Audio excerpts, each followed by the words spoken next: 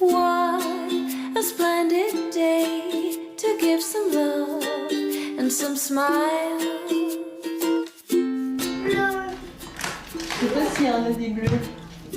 Une autre journée plutôt guillerette pour Marie-Christine Ricignolo et son fils de 4 ans, Liam. Des oursons. C'est bon, ça? Pourtant, la vie n'est pas toujours simple pour la jeune femme de 32 ans qui vit avec un glaucome congénital qui met de la pression sur les globes oculaires. Tu les as mangés plein. Toute mon enfance, j'ai grandi avec cette maladie-là parce que c'est irréversible.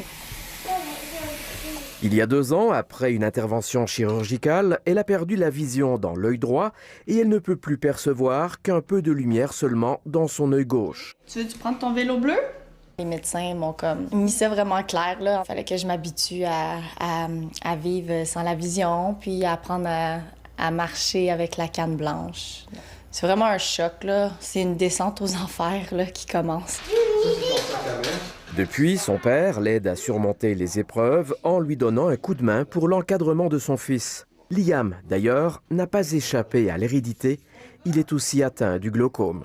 Il a subi plusieurs chirurgies, mais là, ça s'est stabilisé, ça va bien. Puis je pense qu'il y a un avenir, j'ose croire, meilleur que moi, parce que la technologie n'a pas fini de nous surprendre. Non. En attendant, Marie-Christine essaye de lui faire comprendre les défis de la cécité. Pourquoi toi, maman, tu fonces dans les bacs de récupération sur la rue, tu sais? Il comprend pas, tu sais. Puis si je m'enligne pas comme il faut vers l'ascenseur, mais tu sais, il va me donner la main comme par ici, maman, tu sais, super gentil avec moi.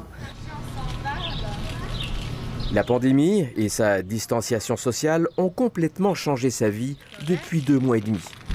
OK, on va à droite. Avant, les gens, ils s'éloignaient pas de moi. Ils venaient me dire « As-tu besoin d'aide? » Je fais juste comme marcher sur ma rue, puis je sens que des fois, le monde il se tasse dans la rue volontairement pour me contourner. Ça me fait de la peine, quand même. C'est quand même agréable, là.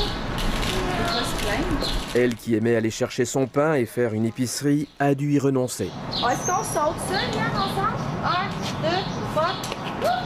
Ben, ça me coupe comme une grosse partie de mon autonomie, là. Je peux pas demander à personne. Qui va vouloir que j'y tienne le bras? Qui va vouloir m'accompagner?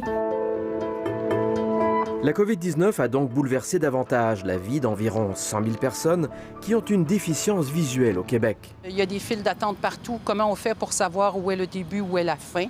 Comment on fait pour suivre les lignes par terre? Les chiens guides n'ont pas appris non plus à se mettre en ligne.